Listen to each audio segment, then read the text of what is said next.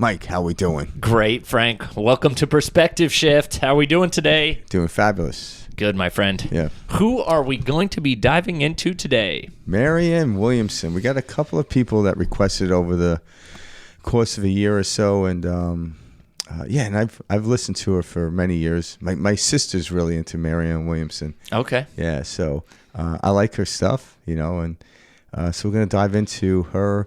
We're going to mainly dive into her spirituality. I know a lot of people probably listen, and she started running for politics. I think it was in 2016. 2016, yeah. Well, that's what's so funny that I was going to say is I did not have any knowledge of Marianne Williamson other than that. Oh, really? And All right. so when this kind of came through, as a request, I was like, this is interesting because it's funny. I watched as our media painted this woman as a crazy lady. Yeah, we're going to do Trump next week. Yeah, I know, right? It was just so funny because I was like, oh my gosh, this is great. It was a cool change in perspective for me because I didn't know her background. I didn't know, her spiritual side and teachings.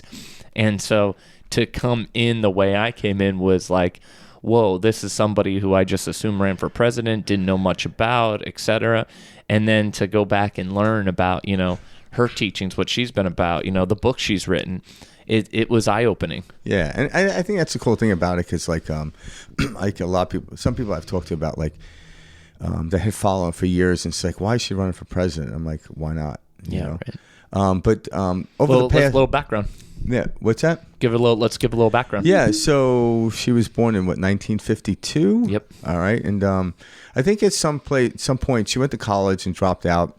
California, right? Yeah. She was born in Texas, and she dropped out of college, and it was, from what I understand, it was due to depression, drugs, and alcohol and stuff like that. And from there, she searched and found the spiritual realm, and one of the defining moments of her spirituality, I should say, in finding it was a book called The Course in Miracles. Mm-hmm. And me and Karen started this several years ago, and we didn't make it all the way through. Okay. I went further than Karen, but it's a really interesting book because it's kind of like any other type of practice. In this book, every day, the book runs, or the practice runs 365 days. So each day you're presented with a course, if you will. And when you follow it, in the beginning, it's very, if you're not familiar with the spirituality world, it can be very off-putting. But that's the point. It's to get you out of the way of thinking, because a lot of the way we think is clouded by who we truly are. Yeah. So that's what Course in Miracles is doing.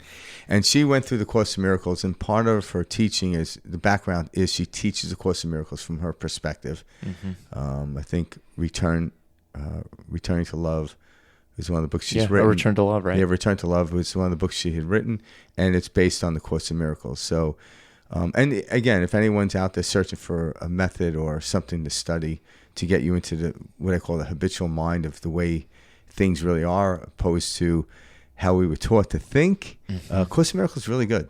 Well, that's it. It's written by Helen Schuckman. We'll actually talk about the background too. So Helen actually felt like she channeled this book. She said she channeled this book from Jesus, A Course in Miracles. Yeah. So ACIM, A Course in Miracles, the course. It's referenced a few ways by Marianne Williamson. Yeah, and I think too, it's like, so it came to Helen when she, one day just kind of, it just came to her, and she started. Well, she was saying she had this, like, she could hear like this voice coming to her, like it was something like coming to her like that. Yeah, it's almost kind of like how Neil Donald Walsh had written Conversation with God. Okay. And even Tanis, Helliwell had written Good Morning. Yeah, had written Good Morning Henry. It's kind of like it comes through us, and the information is put there. I think anyone that creates anything creative, like music or whatever, it just channels through them. We might not understand the process. I think people in the more spiritual world are more acute to that, more focused on that. But like a musician's doing the same thing, an author's doing the same thing. Anyone's doing the same thing when they come up some creative way. It's coming through them, and it just it came through them like, hey, let me run with this, and write a book or act this out or what have you. And that's kind of how it is. And Helen, when she had written Course in Miracles, or she was dictating it, and somebody else there was another, I forgot his name. Bill. Yeah, Bill. Her husband or something. I don't know his last name, but I remember reading about him. So he helped along with the writing of it and stuff like that. But the book itself, in Course in Miracles, was written, I think it was published in 1976. Yeah, because Marianne Williamson picked it up in the late 70s. Yeah, so probably shortly after it was actually published. Mm-hmm. Yeah, so... She actually told this cool story about her trying to go to where the book was published in New York to get a copy. Just a lot of synchronicities. Yeah, the publishing company was in an apartment. She went there to kind of get the feel of it, and it's kind of trace it down because you think in the beginning, I think a lot of people know about it now, probably mostly due to Marianne Williamson. And other people now, you're starting to see a lot more spirituality and people awakening to these ideas and concepts. And that's obviously what me and Mike are doing here on Perspective Shift. What we're doing is we're not pretending to be spiritual teachers. We're just presenting different perspectives on how we see it, how we're learning, how we're on the journey, and bringing people along with it. And most importantly, how they're all connected. Yes, that they are all connected. There is no disconnect. We're all talking about the same thing. We're just all sharing it in different ways. Yeah, and based on where you started on the road, you're going to start the story there. But all roads lead to the same place. And none is above the other, except for mine. Well, I actually heard Marianne Williamson talk about that too. But again, these different teachers, these spiritual guys, these people that Frank and I cover each week. This is just to show everybody another perspective, because for some, they need to hear it a certain way, whether that's coming from a male or coming from a female, or talked about, in a way that correlates with their life finding success, or correlates with their life finding love or forgiveness. We all come here with a different journey. We're all on a hero's journey, but we're all coming with something different. And so by exposing, ourselves to these different spiritual guides, teachers, etc., it kind of, one will resonate more and will help awaken, if you will, you to this reality that's out there. Yeah, and that's it. Resonance is the key right there, and one will resonate. And so me and Mike are trying to get as broad as we can with bringing this stuff to us. It's almost like, was that Guy Fieri who goes around with all different restaurants for cooking? Yeah. I'm sure Guy himself has a favorite type of food, but he doesn't present it that way. He just goes around and shows a different type of recipes and stuff like that. And that's kind of what me and Mike can do. Like things resonate with me, say more than others. But I notice throughout time, that's why I don't declare anything like that, because at time, my resonance continues to change. So I no longer hold a stronghold on anything. Because as of now, and I guess probably where that saying comes from, never say never. I don't declare anything, because what I know is, as I witness my life, throughout time, everything's changed. Even the way I look at things, the way I perceive things, it's changed. And so it's ever moving. So what I'm actually perceiving out in the outside world actually is the ultimate illusion. But who's the perceiver is not. And that's what I'm coming to understand. But in order to know who the perceiver is, using the outside world of modulations and sound and different type of stuff, I start to see it and understand it differently and not be so critical about it. But, I get caught up in stuff as well. So, we all do. That's part of this fun theater that we call reality. Yeah, it's a theater, right? But at the end of the day, I do think what's special is when you listen to all these different people that we feature on this show, and, these different spiritual teachers, guides, et cetera, out there, you're going to always hear something that you never heard before. And that's what I love, is it's like, I never looked at it that way. Or, oh my gosh, I never would have thought that. And I had a couple of those aha moments, while we were studying, Marianne Williamson this week. We'll dive more into that later on. But why don't we start with a clip real quick? Let's dive into it. Now, the level of things that we would see as labels, our nationality, for instance, our sex, our sexuality, our religion, our ethnicity, our culture, these are to be honored. We talk here about honoring our incarnation. But from A Course in Miracles perspective, that level of our reality, which would deem us separate from anyone else. I'm white, you're black. I'm a woman, you're a man. I'm an American, you're an Indian, whatever. By definition, is not the deepest level of our reality. It's not that those things are not to be honored. And it's not that those things are not to be appreciated, and it is not that those things are not to be thought about very deeply in many of the decisions that we make about our life on earth. However, from a Course in Miracles perspective, the issue is to deepen our emotional ground of being. You know, the Course in Miracles says that spirituality and psychotherapy, well, it says religion and psychotherapy at their peak are the same thing, because they have to do with the healing of the mind. And that healing of the mind has to do with the emotional center of gravity being based on a mental filter that is basically our experience of the world as evidenced by the physical senses. And it's the physical senses that would lead me to see myself as separate from you, therefore my color, my ethnicity, and so forth is deemed to make you separate from me. My mental filter changes.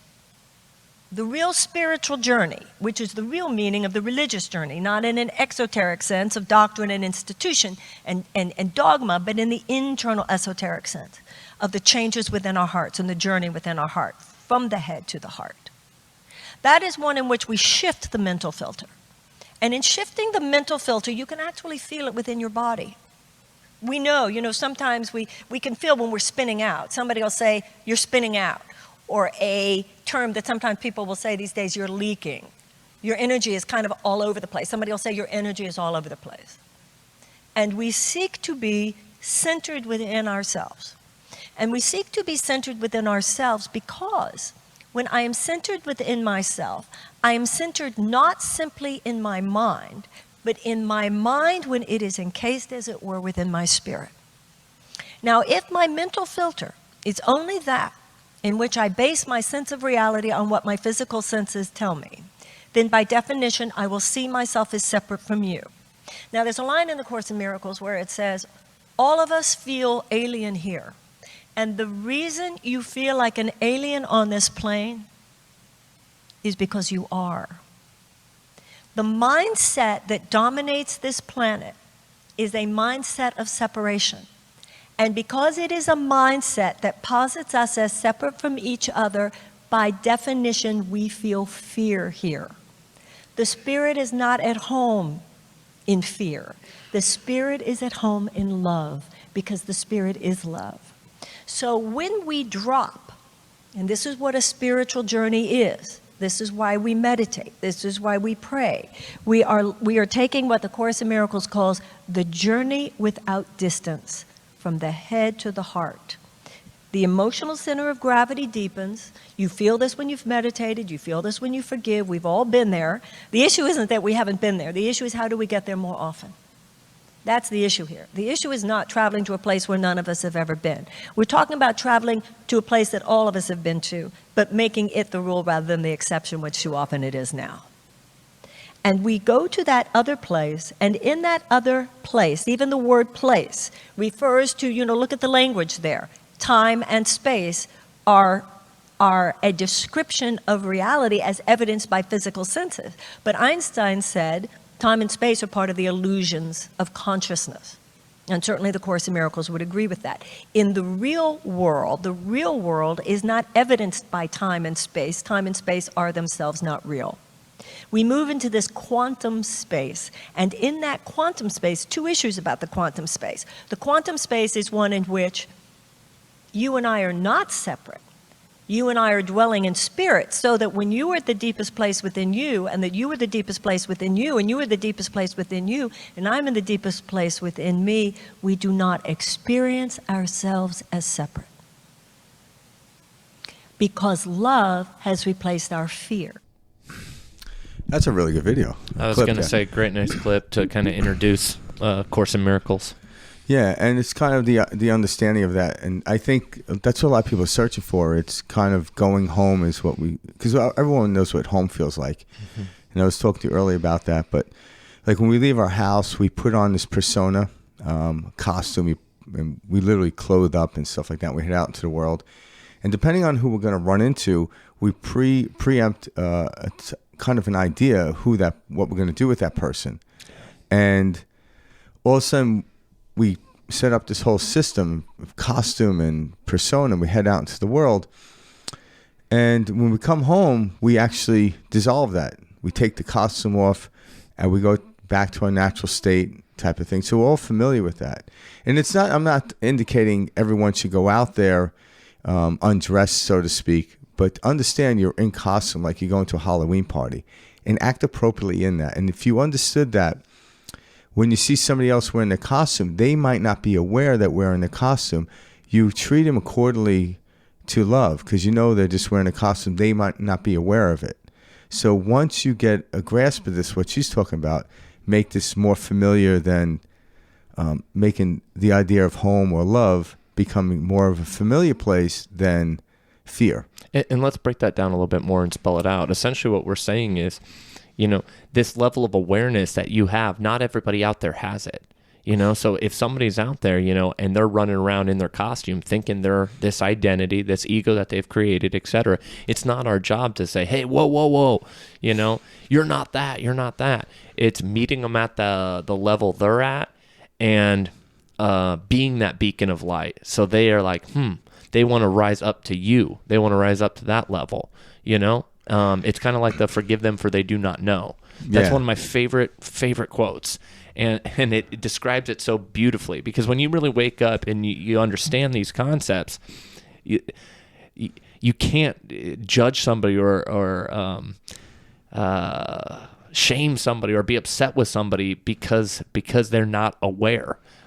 They're running around as if they are the character. Yeah, and if you are judging because they're unaware, so are you. Yeah. Because you can't judge another. You can only judge yourself. Mm-hmm. And so we see reflected in other people, and that's what we'll go to a Halloween party. We just see costumes of other people reflected in ourselves. Mm-hmm. And you're like, why is that person wearing that? Oh, I think that's cool. So it's all inner reflection. There really isn't an outer, we're all avatars, and so to speak, if you listen to her talk about the quantum field, that we're experiencing the physical world through sensations and all our senses, right? The 5 senses we have.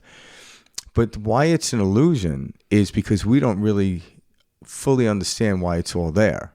Like, we know how gravity works. We know how to work within gravity, but why is gravity exist? Well, we don't know that. So therefore, that's the illusion. But yet the experience is real. So I'm not trying to take any way away from that idea, but you're having a real experience. But why the experience is occurring and why all this stuff, it's kind of an illusion. It's always fleeting. No one could stay upset for too long. It's just like a cloud will eventually pass on. But what notices that? What recognizes that? What's in us that as home, what in us is love, is the thing recognizing that I'm depressed, I'm unhappy. And once you do that, you can go back home more and act accordingly, and you'll just send love out to everybody.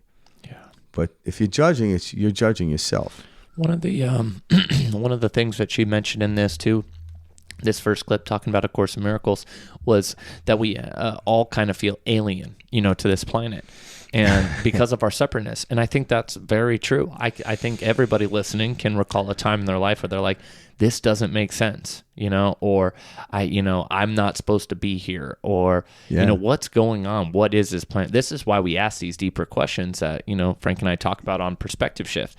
But everyone does feel this, what's going on? This doesn't feel right. The separateness she's talking about, we inherently know it's not supposed to be like this. Yeah, we know something is happening here. Yeah, we're like, we don't know what it is. I remember this feeling from a very young age, way before I, discovered any of these concepts or anything. But I remember having this feeling that, what the hell is this?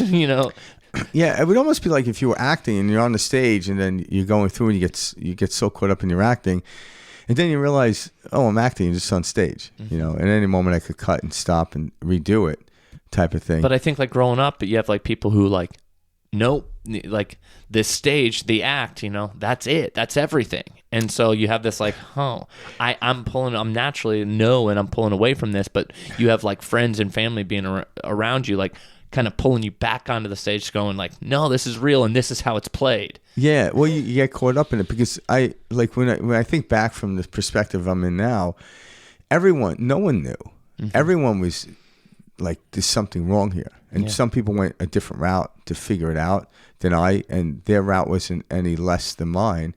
I just went this route, and my route isn't any better than anybody else's. All roads lead to home.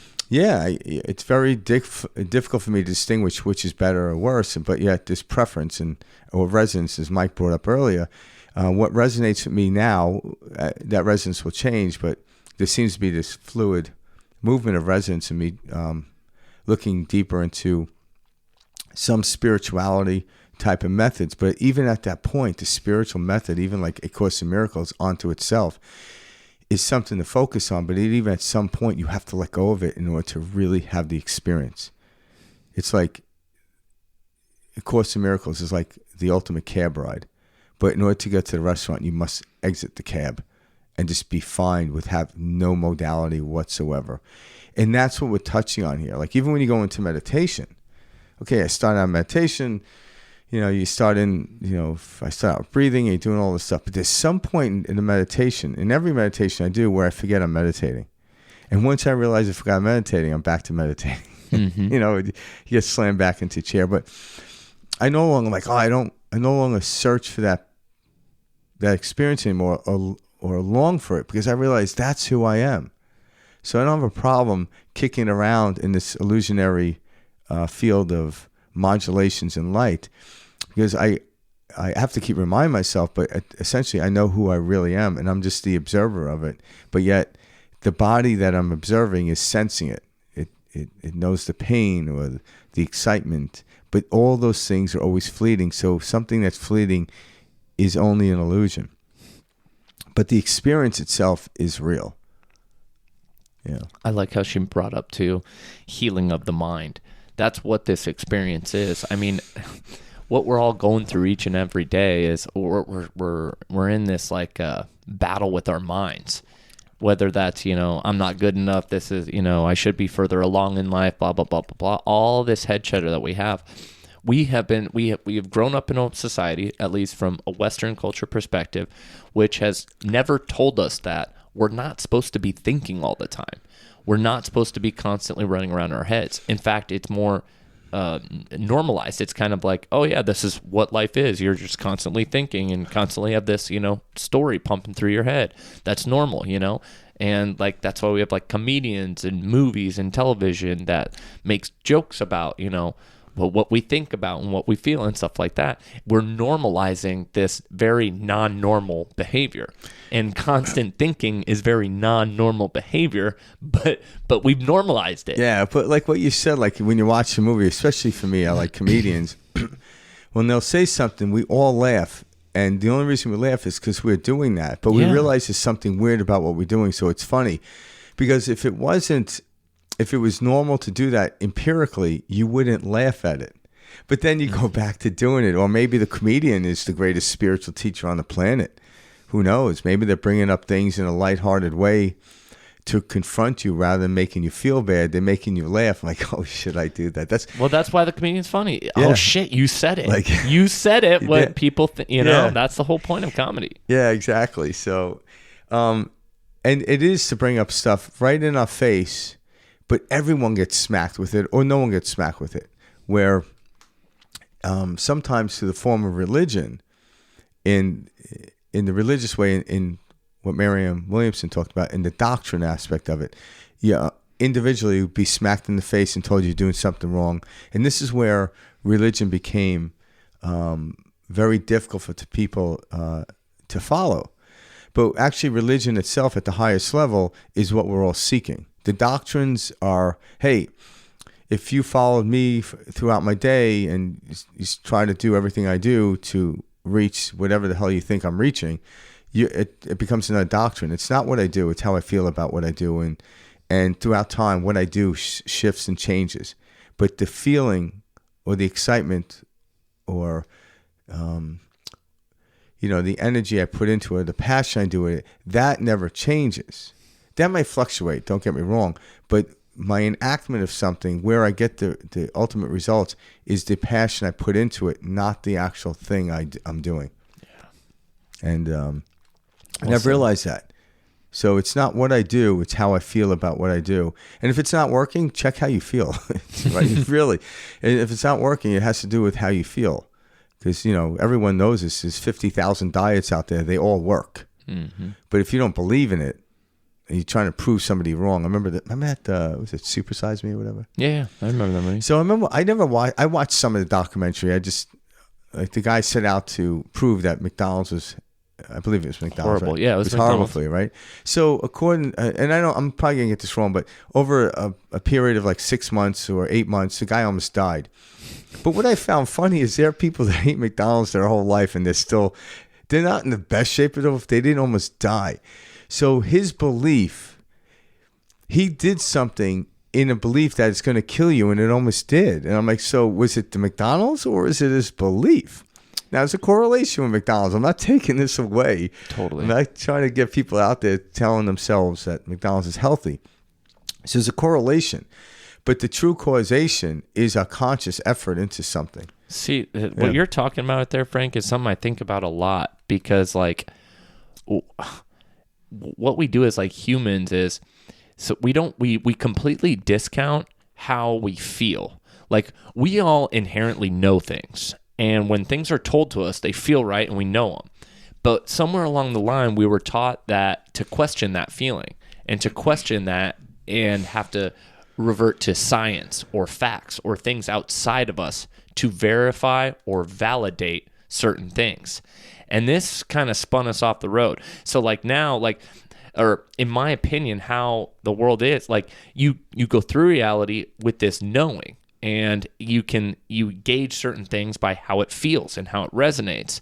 But again, how we were taught is, okay, I have to go outside of me to verify this. So I need to, do a science experiment with a hypothesis that proves what I'm talking about.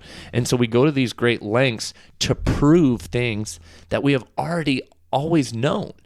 And then we're like, oh, see, now it's real. And what we're really doing is we're validating our perception in something. And I feel like, especially nowadays, you can see this with science, you can manipulate and find data to support any perception. And this is what politics and our country does so great on the news. This is why we were told milk was great for us growing up. And also, we can cut up any type of science to spin the web of the story we want to show. And so we've been like blinded or masked, to this being told like, oh, it's the science. Oh, that's black and white. Oh, it's this. When in reality, that is a perception that was dialed in. And of course they found that, because what you look for, you will find. And so in this weird way, like we go out and try to validate these things, like the, guy eating the McDonald's every day. We could have another party say, I can be healthy, I can, and eat McDonald's every day, and he'll have a totally different, outcome and that will happen. Yeah, because McDonald's been around for a long time, and people aren't dropping dead after 6 months of going there. No. So, but what he was looking for, he found just like the other party will. And he used the excuse, the analogy of eating McDonald's day in and day out. And Correct. Meanwhile, there are people that do that. There are people living on the street, homeless. They're eating out of a dumpster. Yeah. And again, the perception is everything. Yeah. And this is what A Course in Miracles dives so deeply into. And there is a correlation with the outside world, because we're playing in this game, and we set up these rules in the game. And quantum physics, it touches into the spirit world and shows you how to manipulate, or how we manipulate the physical world. But there's so many people's hands in on it. That's why I tell people, I'm like, so to tell me if I believe that McDonald's was healthy for me, empirically, I wouldn't get sick. And I'm like, absolutely. Well, I was just gonna say, yeah. but at the same time, I'm being a realist. I'm like, good luck with that, because if you grew up and unless you're living under a rock, no one deems McDonald's to be healthy, not even McDonald's themselves. Yeah. So that idea goes out the window. So, and your subconscious is aware of that. You can consciously say, I believe that McDonald's is healthy. I believe McDonald's is healthy. I'm like, you're just lying to yourself. Mm-hmm. So you have to know the distinguished understanding of where the feeling is coming from. Am I lying to myself, or what do I truly believe? But that's also where, like I was talking about, the feeling comes into play. We know inherently that something is, not healthy for us, etc. Yeah, well, we do, but it's also belief, because there are people out there that says I'm a vegan because it's the only healthy thing I could do, and I'm like, well, there's a lot of healthy people that aren't vegans. And I'm not saying the vegans are right or wrong there. It's just, I'm like, there's no proof of that at all. Like, you could point out, various things, but different studies and this, and that's what we do. We back everything up. I guarantee you talk to anybody that's 100 years older, and I'm not saying they aren't, but veganism is something that it's always been around. I'm not going to make it like it just came about, but it just became popular. Well, what do you say to the guy that's 105 years old that's eating steak every day? Yep. All right. Again, I'm not here to knock anyone's journey, but if you think it's the eating the salad or the vegetables that's keeping you healthy, it's the mind, like Marianne says, is what's keeping you healthy. Then, through the healthy mind, we utilize the outside world as a representation. So then, okay, my healthy mind is wanting me to, it's going to gear me towards eating this, and this is what happens. Mm-hmm. And that's why you start to see people change habits after healing their mind. Healing the mind and going out and doing cocaine, I'm like, it's you're not healing the mind, because if you're doing that activity, you're actually trying to escape from the mind. Correct. But if you start healing the mind, all of a sudden you're going to notice that my habits start to change. But if I heal my mind and Mike heals his mind and our habits are different, we might be like, hey, wait a minute, whose habit's better? Yeah, right. And we but fall that's right the idea back of into separateness. the game. Yeah, exactly. Fall right back into that game. So understanding, and spirituality is, to me, it's one thing. It's being completely 1,000% honest with yourself. Forget about other people. Leave them out of it. You know, that teacher, like I've seen spiritual teachers. That's why I loved Ram Dass. Mm-hmm. Even the moments and even before he had the stroke, even after, he would, here's his ultimate teacher of spirituality, and still talks about his neuroses. Yep. He's not like free of them. He talked about them, and we all would hear him and we would laugh. And the reason I laugh is like, yeah, I'm like same on a reason we laugh spiritual at journey. the comedian. Yeah, and I try to let people like, I have no neuroses. But the same reason we laugh at the comedian. Yeah. So once I think I'm free of that, I just got caught in my own web, and I don't even know it because it's my web. Yeah. And that's what spirituality is. It's being completely honest with yourself. And when I do that, I'm like, okay, all right, this is dishonest. And then I let it go. And then I have to remind myself day in and day out that who I truly am. And how do I know I'm getting, because I do this with Karen all the time. Like she'll be like, why'd you say that? Why'd you do this? And, why'd you react this way and all this stuff? And I joke, I'm like, well, and I always bring it back to this. And this is my method. It doesn't mean you have to do it this way, but I'm like, well, if this happened 5 years ago and she was with me, I'm like, my response and my reaction's a lot different. And in this case, let's say worse than it is now. She's like, yeah. I'm like, well, I'm getting better. I'm making improvement. So this journey is working for me.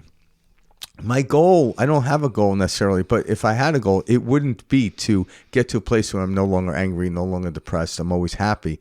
I'm like, I don't know if that's obtainable in this physical, in what we call this expressive physical world. I don't know if it's obtainable. But once I get hit with that, I realize it's just a cloud. It's going to pass. So I don't react and respond the way I did 5 years ago or 10 years ago, certainly not 20 years ago when the priest told me I had anger issues. Remember that story? Yeah, I do. I thought that was funny.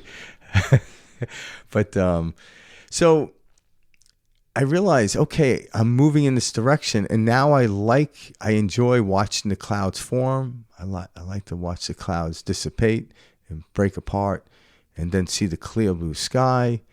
And then after a while, seeing the clear blue sky, another cloud comes in. So I'm not scared of clouds anymore. They're not my enemy. Where in the past I had to get rid of the clouds. But I don't care how, you got cloud coverage. I could always see a little piece of blue sky in there. And even if I can't, I still know the sky is there, because if the sky wasn't there, I would not be able to see the cloud, And, Marianne Williamson talks about this at that level. So coming back home, curing the mind is understanding that all these emotions that you're going to feel are just sensations that are coming and going. But love is it's only one energy, but through filters, I've talked about this before. When I filter and if I took a flashlight and I put a black piece of paper over it, even if they measured, light will still go through it. Parts of light will, because it's not all light is luminous like we can see, but there's other light rays going through it. so that could be measurable. But to the naked eye or trying to read a book, it would be nearly impossible. So then we would say that's fear. But fear isn't the opposite of love. There actually is no opposite of love. It's just fear is just love with this huge dark veil over it that isn't adequate enough for me to express what we consider ultimate love. So when that veil hits it, I'm expressing what we call fear. But fear and anger, all these things are not the opposite of love. There is actually no such thing as the opposite of love. It's just love with a major filter over it is what creates all these other negative, what we call negative emotions and negative experiences. Yeah, so well said. Let's jump into this next clip because I think this kind of illustrates that as well. There you go. What in the early days of my career was a conversation that made people in the audience go, wow, I mean, I've never even thought of that before. Those days are so over because now, like I said, we've all read the same books, we've all listened to the same tapes, and now it's more like somebody might say to somebody next to them in the audience, isn't that interesting that you mentioned that? Because that's exactly what we were talking about last night. So remember, whether you are a psychotherapist, whether you are a yoga teacher, whether you are a spiritual teacher or want to be a spiritual teacher, whatever it is, these basic spiritual principles by now are part of mainstream jargon. So the issue of your work doesn't have to do with just your intellectual understanding of these principles. And by the way, that's extremely important, and we're talking about that in another section of this course. But as important as that is the level on which you receive the information, which means the level on which you seek in your own life to practice the principles. Because people subconsciously know everything. Your audience or your clients, whomever, does not expect you to be perfect. But they can tell it when you're trying, and they can smell it when you're not. And that kind of grandiosity and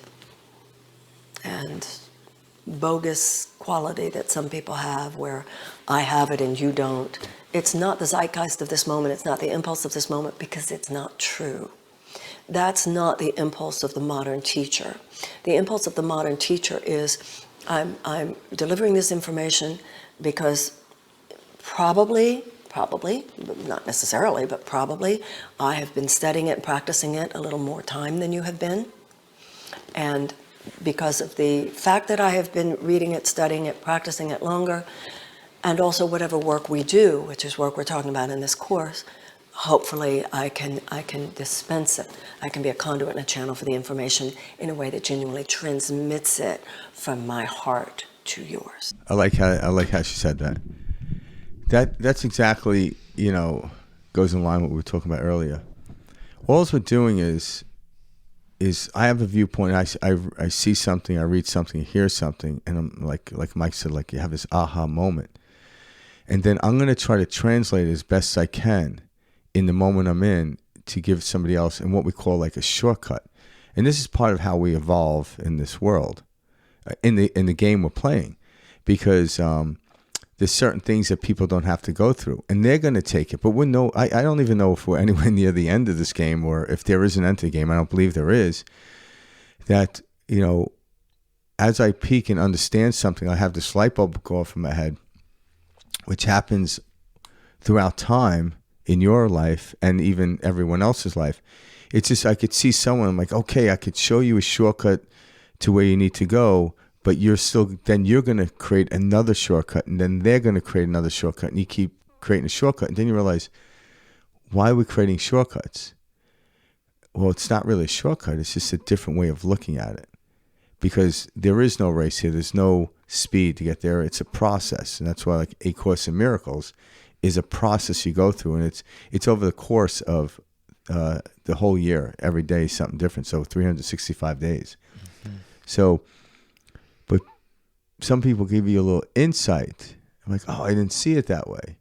And then you offer up a different insight to somebody, perhaps back to the person who taught you the other insight. And this is part of like just the explosion of ideas and thoughts. It's spontaneous. And I can tell when I'm trying to force something. I feel weird. I'm like, why am I doing this? And I could also tell when somebody else is. like the used car salesman type of stuff. Yep.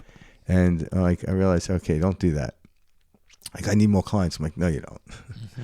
You don't need more clients. You don't need, just go do what you're going to do. And if you have more clients, it means they need to show up. And you start trusting the universe and its own magnificent way of putting everything together. We're not in charge, but we can pick up on the patterns, and we know which patterns work and which ones don't, and go with the ones that work and watch what happens. I love that, because when I was listening to her speak and she was sharing, people don't expect you to be perfect. And that's the truth. There is no one out there. I mean, just think about like any people you work with, or, if you're hiring a contractor, or, you've got your insurance rep, or we're never expecting anybody outside of us to be perfect. Like, we understand that life isn't perfect. We know this. But like, we also expect it to be delivered in a genuine way, and we expect to be treated a certain way, and those are the certain things that kind of send off red flags to us. I was talking with my mom yesterday, and I forgot what we were talking about, but she was brought up one of the famous sayings, which was people will never remember what you did, but they will always remember how they make you feel. And that's what she's getting at right here. Marianne is getting at here, which is, at the end of the day, it's not the details of certain little things or stuff like that, but people will remember, your intent, how you acted, how you made them feel.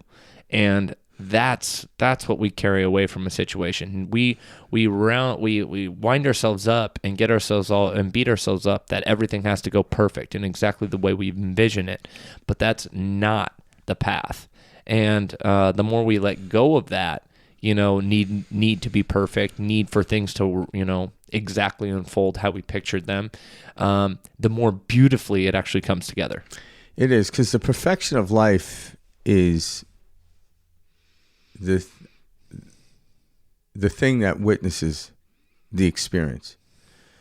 And like a great artist, as they go paint or sculpt something in the form of art or musical, doesn't matter. Everyone's life is art, but what we indicate in our culture is artist. The time it gets to canvas, or the time it's carved out in the marble, the imperfections occurred.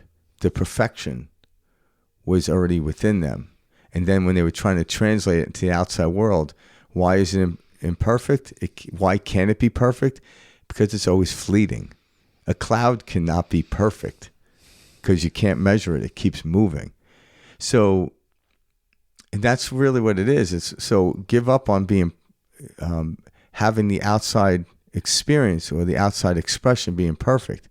The perfection comes from the inward excitement that generates, and then the task of doing the expressiveness, the painting, being kind to somebody. That will always be imperfect, but people can tell if it's being forced or if it's genuine. And that's every time. Yeah. And, people see this in everything, like in politics, especially. If you ever get a politician that will just finally say, you know what, I screwed up. All of a sudden, people like, oh my God, I want to vote for that person, because they admit something that they would love to admit in themselves when they're confronted with something like that. Like, I'm sorry. I remember years ago watching an actor, I'm not going to mention his name, but he had cheated on his wife or girlfriend. I forgot who it was. And usually they go in hiding and denial. The next day he was out there apologizing. You could look on his face again. He's an actor, so yeah, right. Could have done a really good job. But all of a sudden, he got out there and apologized instead of probably, his publicist. I don't know if his publicist said that, but maybe they did. Maybe I told him to go apologize. But you could tell it came across as sincere. And all of a sudden, people talked about it, but almost immediately the world forgave him. They're like, okay, hey, we all screw up. No one's perfect. But when they say, I did not do that, that's not how it happened, all of a sudden people are like, now we're digging, we're looking for more dirt. And all of a sudden, you got certain people say, I did not do that, I did not do that. I'm like, okay, we have a problem with that. And why we have a problem with that is because we do it ourselves, and we don't want to do that. We want to be truthful, And when we see somebody else do it, it allows me to be truthful. If you see somebody else in like I've never said in an AA meeting, but I've watched on TV, but someone sits there and says, yeah, my name is so-and-so and I'm an alcoholic or drug addict. All of a sudden you see everyone else start to like, yeah, okay. And that's the moment of releasing that in which you think you are to who you truly are. And we get encouraged by it. We get encouraged by these great stories of people that had defeat and then overcame it and realize, oh my God, all right. So that's why we love to listen to true stories and hear real stuff, not about like, if someone wrote an autobiography that was famous and all they talked about was their awards and their accolades, I'm like, it's like, I don't want to hear about that shit. I already know that stuff. I want to hear about like what happened to you and this happened and what happened. Like, oh my God. So now we're connecting in this level. And it's not that we're connecting in tyranny or despair. We're connecting in truth because no one is perfect. Not in this world. I like that. And that is the truth. Each of us, at our core, have this sense of knowing. And it's, we go outside of us playing this hide and go seek game. Like, oh, I need to make sure, I need to validate. Yeah. Yeah. I like that hide and seek. Because that's kind of what it is, a game of hide and seek. That's what it is. Yeah. Let's play this next clip. Here we go. To realize that in that moment, you for whatever reason, I triggered you. For whatever reason, you fell out of the space of your holiness or your wholeness, so you expressed lovelessness to me. My knowing that only love is real and nothing else exists means my knowing that the real you is behind your loveless behavior. And that's the thing. Whether you call it the Christ, the Shekinah, the Buddha mind, whatever, the light, the true self with a capital S, created by God, cannot be uncreated and cannot be modified. It can only be unchosen. So if I have an undeletable file in the computer of my consciousness, which is my true self, and then I behave like a jerk in any moment, my true self, who God created, was not uncreated in the moment when I behaved lovelessly. It's just what Marianne brought down to the screen. But the file is undeletable. It's still in my computer. I just didn't pull it down to the screen. And that's what enlightenment is. It is the journey of choosing time after time after time the self of which we are capable, the self which God created. And forgiveness is the realization that in all of us, whether it's me or whether it's in you, the truth of who you are is the innocent child of God. And I, in any given instant, choose, am I going to focus on your mistake or am I going to focus on the truth of who you are, which lies beyond your mistakes? Someone's guilt is not who we are. That's why forgiveness is the answer to every problem. Someone's guilt is not who they are. And if I respond to someone's guilt with judgment, they have fallen asleep to who they are. That's why they did something loveless. If I respond to what they did that was loveless, I am falling asleep to who I am, having fallen asleep to who they are. So the Course in Miracles says the point of power, and certainly your point in your journey as a teacher, is to realize someone's innocent, regardless of what mistakes they might have displayed. Now, the interesting thing is, if I've just made a mistake and someone slaps me for it, that doesn't, what it tends to do is just action, reaction, wheel of suffering. I make a mistake, you judge me for my mistake, you punish me for my mistake, I'm more likely to just come back harder. But if I'm in the presence of someone who realizes who I am and takes a stand for their own sake, they take a stand for my innocence and my goodness, which doesn't mean that they wouldn't hold me accountable, doesn't mean they wouldn't have boundaries, but means that their very energy affirms my essential innocence, then in the presence of that person, I'm likely to heal. I'm likely to change. I'm likely to transform. That's why forgiveness works miracles. So this clip in particular, what I like is what she's describing is honestly the way of Christ, Yeah. and especially in the beginning, which is we look at people and we judge them for a mistake or something they did, and we say, oh, this is them. And that's that's not who they are. It's falling, like as she said, into a state of lovelessness.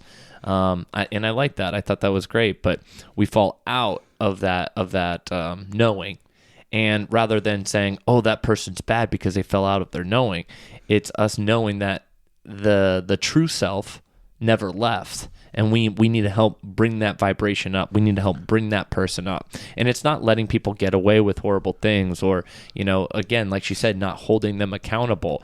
It's going to them directly at that point and letting them see that you recognize the real them, the real self behind the details, behind the character, behind the identity that's been created.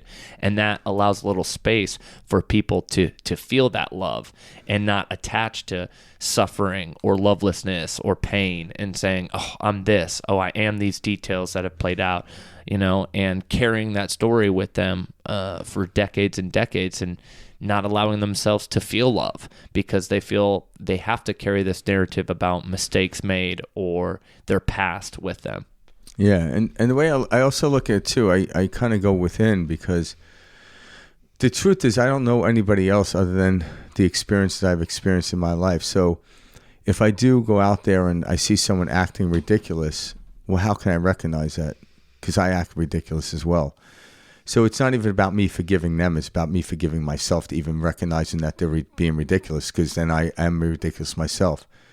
So, and in those moments, I've noticed when you do that, whatever wrongdoing could be expressed out of that almost slowly starts to diminish. So I almost look at the person acting ridiculous and me not overreacting to it and calmly as they're my teacher. I am not their teacher. They are my teacher. Because I used to do this years ago. I would read a lot of books and start getting intellectual understanding about this spiritual jargon. And I read this book and I'm thinking, like, my buddy can use this information. I did the same shit. I got to talk to my friend about this. Yeah. And all of a sudden I realize, like, there's something in me that started laughing. I'm like, idiot, the information's for you, not your buddy. I'm like, stop projecting your shit onto other people. Well, that's when you realize, everyone is just a reflection of me. All they are. Anytime I see something in another that I dislike or judge, it's something showing me about myself. Yeah, so why am I reacting to this? Yeah. And we all know the story. Like, if someone is yelling and screaming at me, and I've even seen this in a physical fight where if you didn't fight back, and I'm just as an example, I'm not saying to do this or not to do this, but if someone was throwing a couple punches and the other person didn't even make an effort to go back, that person would just stop fighting. There's nothing there. They need the force, the equal, or maybe not equal force, but they need a force coming back at them to maintain or continue the fight. So if you get into an argument with someone and you just sit there quietly, kind of like my dad did when I was a kid, and when there was a little pause in my voice, he goes, "Are you done?" And it's like he wasn't even going to shoot back at me. He's just like, I'm in the middle of my reading my paper or watching the fight. I'm like, "Are you done?" And it just took the wind out of my sail quickly like that. And it's not that my dad intellectually, maybe he did, I don't know, but it was just like, I'm not entering into this argument with you because it's not my argument. It's all in your head. And that's what I learned. So when you just sit there quietly and just give love, and I'm sure my dad was like, "I love this child." He's probably like, "Just shut this kid up right now." Seriously. But then in this calm fashion, it's like, "Are you done talking?" And when I was done talking, all of a sudden the anger and the dismissive just it washed away. It was gone. Like, I didn't carry it with me all day. But if my dad entered into a discussion and pushed back with his intellectual jargon, we would continue, and the tension, then all of a sudden I'm like, "Oh, I don't like my dad." The tension wasn't, or me not liking my dad, it was the tension left on the table. It's because no one is willing to put the fire out just by staying quiet. And silence is a great place. I'm trying to learn it myself. I don't stop talking. Silence is where we're all heading to. Yeah. That's why when we fall asleep, it's great. That's the goal, Yeah, but we still mix it up. Like I was telling you earlier today, it's like one of my favorite spiritual practices is going to a coffee shop, and I don't even drink coffee, but just sitting down, or even with my clients, just sitting down, and like the start of a conversation is always slightly awkward. Hey, how's your day going? Oh, it's good. And 5 minutes into it, you get all that bullshit out of the way, like the questions, like how old are the kids, you know? Mm-hmm. And all of a sudden you start getting into it. All of a sudden, like, wow, like all of a sudden you feel like you forgot there's anyone else in the cafe, and you know, it's not even what you were talking about. It's you became one with that person in that conversation, and that's one of my favorite spiritual practices. Like, why, at least I know, I'm not going to speak for Mike, but this is why I do perspective shift every week. It's not to think I know anything. I know very little, but I enjoy these diving into these conversations. And when I walk away from it, like even Karen's like, what'd you guys talk about? And I'm like, well, today we're talking about Marianne Williamson. What'd you say? I'm like, I don't remember. But the essence felt good. Mm-hmm. It felt really good.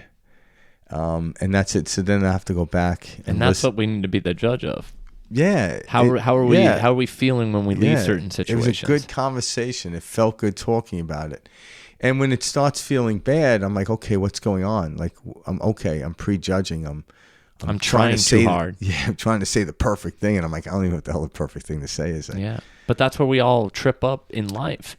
We got to say the perfect thing to our partner, or say the perfect thing to our teacher, or the perfect thing to our boss, or the perfect thing to our client, that we're like, oh, and we're in our heads as this is happening, rather than just allowing it to flow through, that we trip up. Yeah, and I was talking to you earlier.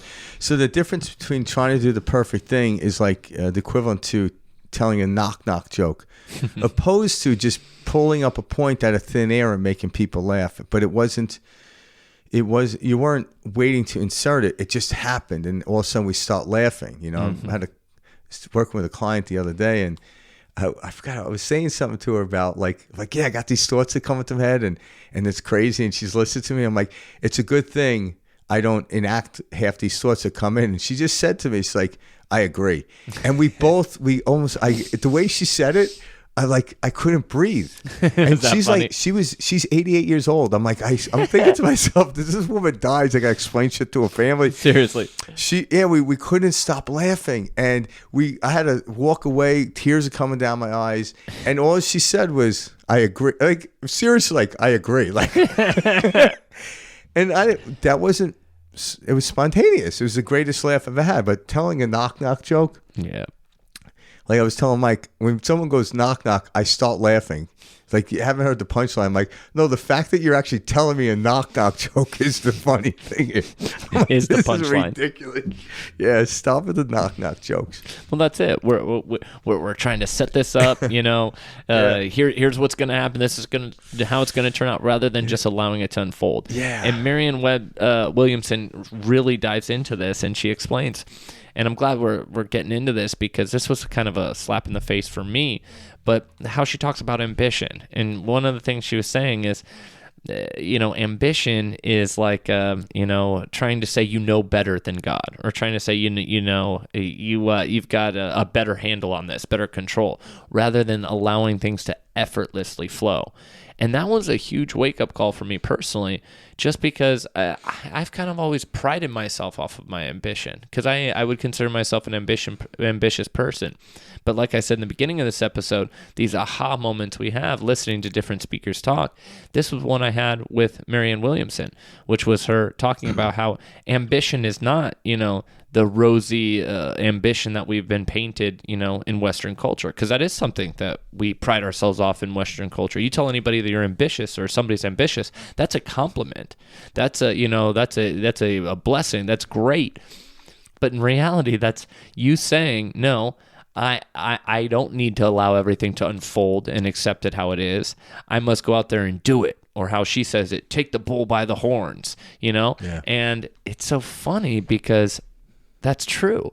Like there is, and she talks about, is a seed ambitious about becoming a tree? Is this ambitious about, developing, into a, from this, a young animal to a fully grown animal, whatever. But what she's saying is nothing needs to be done. We need to allow everything to unfold. And sure, we can, guide these experiences, and take different perceptions to see where we want things to go. But to think that we have to be ambitious and we have to be, setting the stage and otherwise things will fall apart, it just simply isn't so. And so that was a big wake-up call for me. Yeah, because I like what you said about like watching life unfold, because like I would hear people like talk about, this is what I did to get here. And I'm like, well, how do you know if you did something else, you wouldn't be here? You can never play that game. And they don't. Yeah. And so there are people out there that are like, selling books on that shit. Yeah. Like, and then if you read the book and you don't have that same ambition, they're made to think you're doing something wrong and make you feel bad. So that's another attribute. But then you look at them like, well, they're wealthy. Well, maybe they were destined to be wealthy in what we call wealthy, right? Monetarily wealthy. So because they're monetarily wealthy, they must know more than I. And I'm like, well, that's not true. And we're starting to see that now. And, we've mentioned this guy named Tony Robbins before. And he's even recently talked about how he has, friends that are billionaires that have no fulfillment. And, but they're so stuck. Maybe they're so trapped in the wheel of measuring their wealth through the monetary wealth rather than fulfillment. Well, he's learned that, right? And he's still a very wealthy guy in the monetary aspect, but he'll take health, fulfillment, anything over that any day.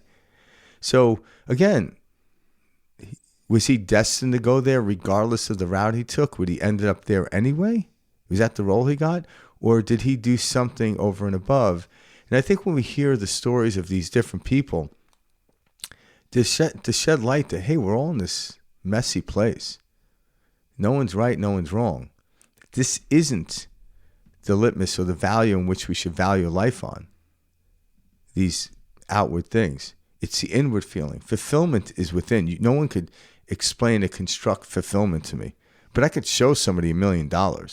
I could put a couple zeros and after a one and down the road and then show them a number. But show me fulfillment. It's a feeling. It's an essence of like moving towards something. And, if money comes from it, a lot of it, great. If not, who cares? Because the outside world doesn't tell the whole story. It tells very little of the story.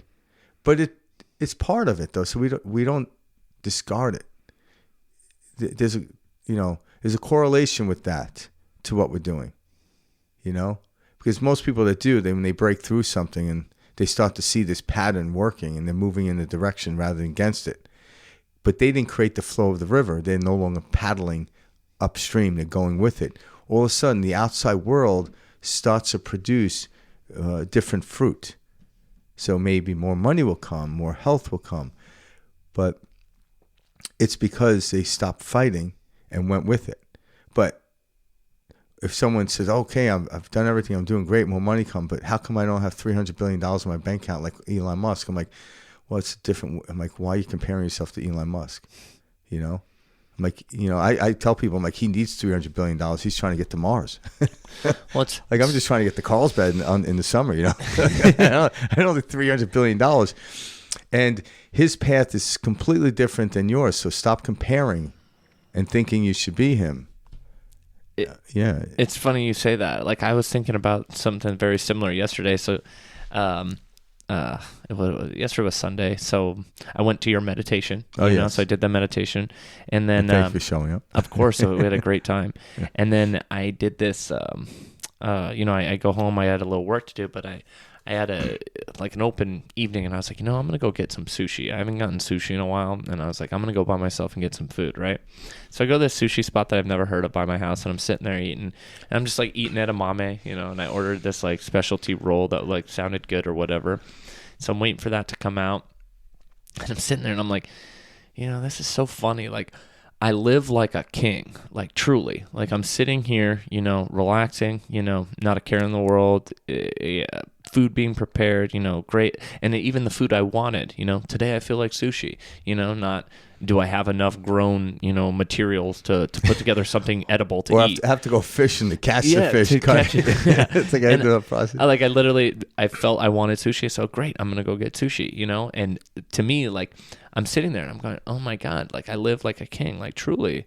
And, I'm sitting in an air-conditioned restaurant. It's nice, a great atmosphere, all this thing. And I'm like, what problems are out there? And then I'm start thinking, I'm like, it's so funny how we look at wealth and like life so differently. Like, okay, there's people out there who would say, oh, that's not the best sushi, or this could be better, or this isn't exclusive enough because it's open to the public. You got to have sushi that's flown in from Japan. Then you can be happy. Yeah. And we go to these crazy extremes with stuff. And I was sitting there and I was like, I wonder if Jeff Bezos is saying, if I was only Elon Musk and I only started SpaceX. It depends what day of the week it is, yeah. Because, you know what I mean? Like if I would have started Amazon, or if Warren Buffett was sitting there going, I only have $83 billion. I can't be happy because Elon Musk and Jeff Bezos have over $100 billion. No. I would never imagine they would think or feel that way, Maybe they do. Maybe they do. But at the end of the day, I guess what I'm saying is, if you have only $100 billion in the world and you don't have $300 billion, how are you ever going to be happy? The fact that you said only and $100 billion is just funny to me. Well, you know what I mean. Only $100 billion. Like this is. I'm trying to give an example. It's a brilliant point. Yeah, it's like. Look at what we're always constantly doing. And I'm sitting there and I'm like, wow, this is where the mind takes us.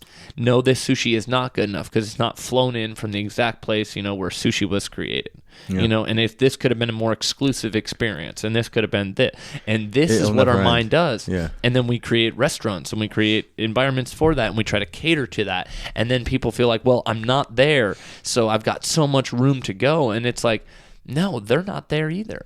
Yeah, and that's why we have all these people that call themselves influencers, say, where people have always been influencers, like, of course, a top athlete and stuff like that. But now there are people that are influencers that became famous for influencing. So like Michael Jordan was an influencer of buying a certain type of sneaker, like a Nike, right? Well, he was one of the greatest, or if not the greatest basketball player ever played the game. And so his influence on selling a sneaker seems to be obvious. But also, like, there's influencers that are just influencing you to buy it. I'm like, what? Where'd you from? Well, I'm just influencing. I'm like, yeah, I know, but like, why? From what? So all of a sudden, and I love it. I'm not knocking it because it's breaking down the aspect of like, all of a sudden, no one's going to claim the best sushi is here now. Because there's just too many influences flowing. Like now, the influencers will start arguing over each other. Mm-hmm. Oh, this is the best sushi. No, this is the best sushi. And all of a sudden, Mike's just sitting there eating sushi. And it's like, well, this is the best sushi as in the moment which I'm in. Yeah, which is the only moment that exists. Yeah, and prove to me your sushi's better. Prove it. I dare you. Yeah, it's impossible. We can't. No. And that's the world we live in. We're always comparing, contrasting this, that. It's all mind.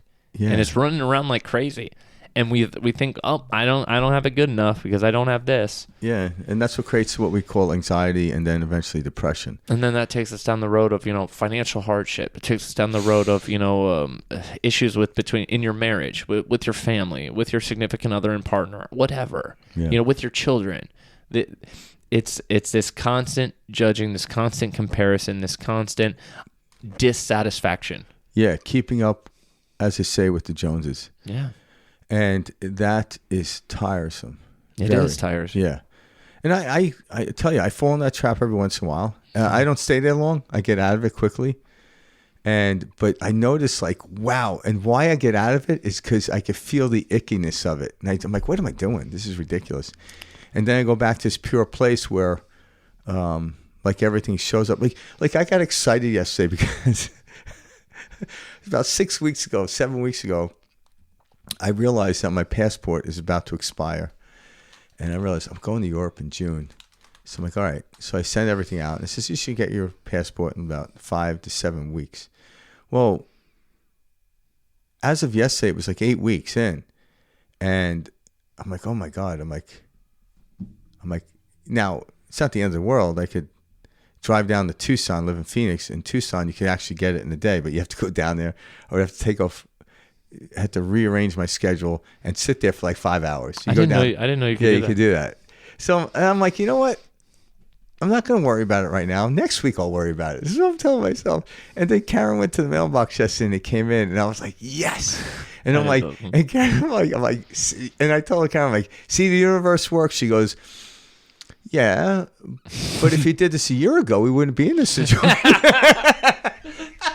Hell yeah, Karen. So yeah, it's just like, don't take my story away. That's so funny. But I realized, I'm like, yeah, it's just a narrative. I'm telling it. And I found that to be funny. She's like, yeah, but next time, do it a year ahead. I'm like, why do you just have to take my universe's stories away from me? I don't my get it. stories. These are all I have. That's all I have. It's all we all have. But I felt like a king for the rest of the day, because I'm like, I don't have to go down to Tucson and sit there for 5 hours and wait it. And like, this to me was huge. And yeah, it was funny because, and again, even if I had to go down to Tucson, sit there for 5 hours, it would have been the worst thing in the world either. I would have found something. And that's the thing. It doesn't matter what experience we're going through or flowing or what's going on. You start to see that it's happening exactly how it should. Yeah, so me saying the universe is working in my favor, and it's like, Karen's like, no, you should have just gone a year earlier, and this wouldn't. And it's funny because, yeah, is it? I'm like, no, I guess it's my outlook on it. And I would have been okay going down to Tucson. Was it easier that show up in the mail? Yes. See, I'm not going to lie. Yes. But it put me in a little bit of a better mood until Karen said, you should have just done it a year ago. And she was right. I think one of my favorite things about this last clip too is how she so one of the best references to this experience and this reality and like how the brain, interacts with our consciousness that I've heard, and I'm sure all listeners have heard, is when a spiritual teacher or somebody refers to this, as like a computer. Our brain is like a computer. We're hardwired like a computer, and data travels down different neural pathways, etc. We can change those pathways, hence neuroplasticity, all this type of stuff, right? So our brain's kind of like the hardware, if you will, and then we have like the consciousness, like the software interacting with that. So she says in this clip, there's an undeletable file that we all have, and that undeletable file is the true self, and that is such a powerful statement when you kind of zone it, tune into it and listen to that, because everyone has this undeletable file, and it's this knowing that Frank and I have been talking about this whole episode about what's going on when something feels right and something doesn't, when you can tell or pick up on when somebody's being insincere or not genuine. This undeletable file that we have is something that we remember if you look back since we were kids, which is just like this knowing. And it's that undeletable file that we're trying to access. And how do we access that? It's going home. It's going back into the heart. It's going into silence. It's going into no thinking, no thought. That's how we access the true self. And so I just wanted to kind of point that out, that there's this experience or that Frank and I are talking about right now, or just consciousness in general, is not for a select few who have awakened, or for a select few who want to like Marianne Williamson says, work on the path of purification. It is inherent, and it's something that we can access at any point. And you don't have to go through this grueling spiritual experience to wake up to this. People have woken up from other experiences. Everyone has a different story. I remember Eckhart Tolle, like it just kind of one day when he was laying in bed, it hit him. And that was a very different experience than what I had, where I, began to understand and learn what these concepts were. And then they slowly started to sink in. And then I started, have my own type of epiphanies. But it exists. Yeah. But even when Eckhart Tolle, it hit him, it was still then this formulation or getting used to that. It took him over time to get to the point where he was thinking from that place most, if not all of the time. Mm-hmm. So when he had the epiphany, he wasn't always there. You wake up to him like, oh, okay. And he woke up in his sense was like, I'm depressed. Well, who knows this? The thing in me that knows I'm depressed is not. And when that hit him, it took him a while of personal investigation and inquiry to figure out how to integrate that. Yeah, and how to use that. So also another way of looking at it, I like what you talk about with Marianne Williamson. So say you have a cell phone, which is a computer. And on this, when you look at the screen, you have all these different apps. Those apps are programmable information. But who we really are is the screen. Yeah. So that's the thing. It can't be deleted. So then, okay, learning to act in this world. Okay, I could get on. Say I have 10 apps on my my screen. It's up right now, and so all of a sudden I get an impulse to grab my phone, and do I go to the Instagram app? Now, there's nothing wrong with that, or do I go to the my messaging app, my text app, and text somebody I love them? All right. So what I tend to do is okay, let me go do this first, or maybe I won't get to that, because a lot of times when I get on Instagram, I get lost. But when I'm writing someone like my wife, Karen, like I love you and stuff like that, I'm not lost. I'm fully conscious. So right in that moment, I chose to pull up and make that app become my complete screen rather than the app of Instagram that's going to distract me. I'm not deleting Instagram. I'm not deleting the message app, but I'm choosing, understanding the conscious effort, what's going to be more effective in the world in which I'm living in than getting distracted. Well, do this. So that's what it is. But who we are the screen in which the app comes forward. But when we're sitting idle, we see all 10 apps. Which one am I going to do? When I tap on it, it becomes a screen.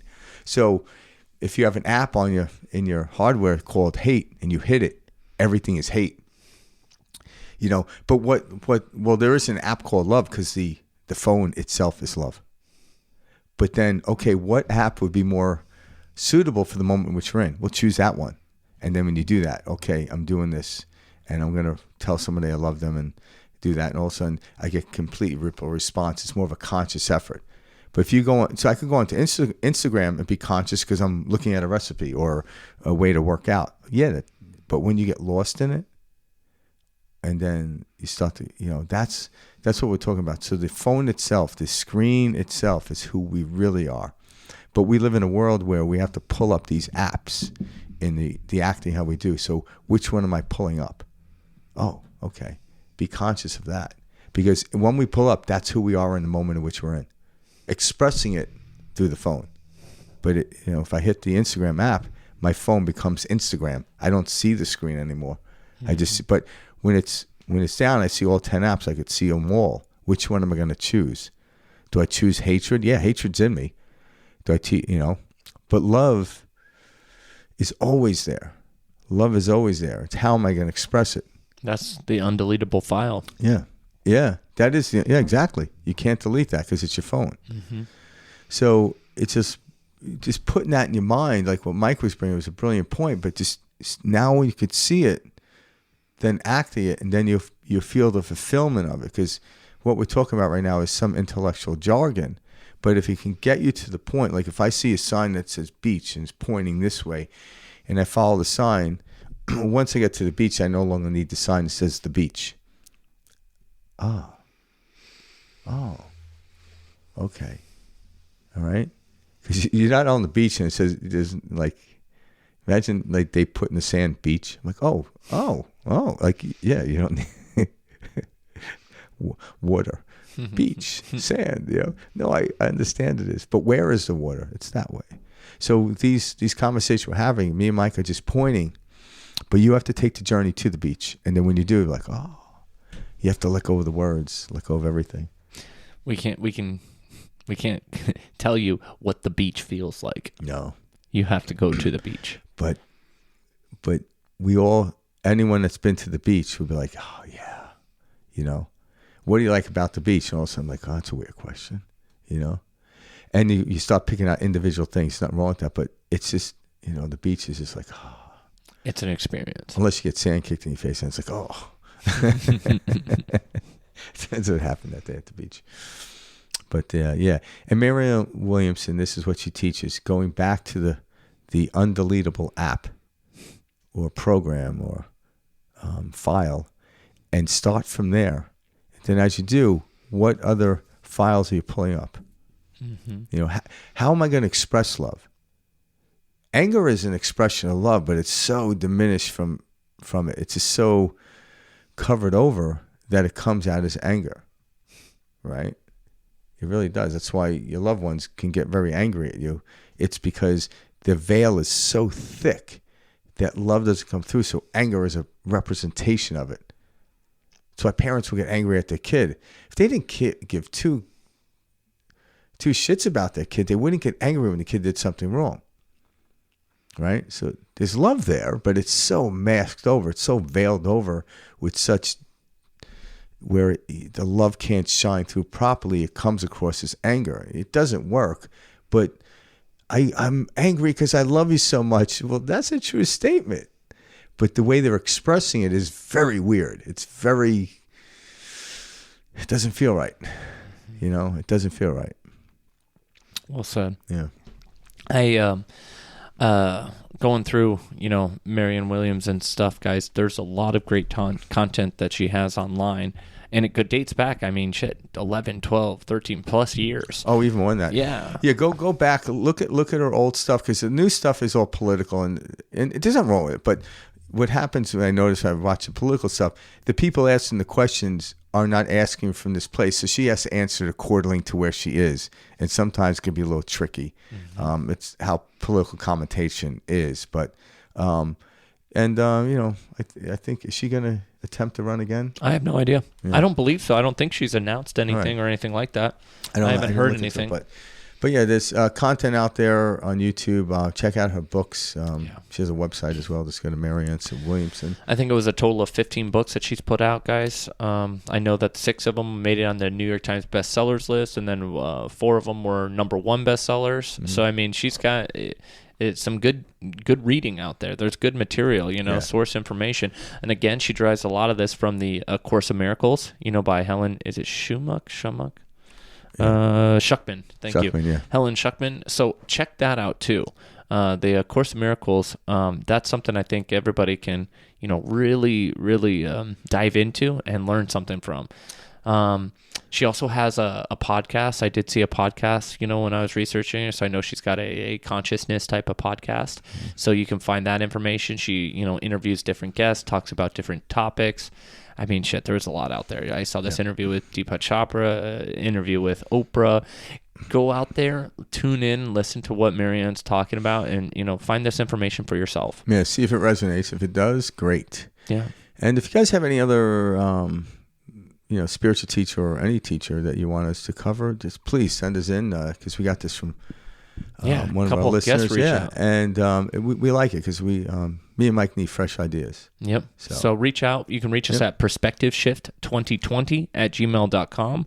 We'll get back to you guys. You can also reach out to us on Facebook or Instagram. Send us a direct message.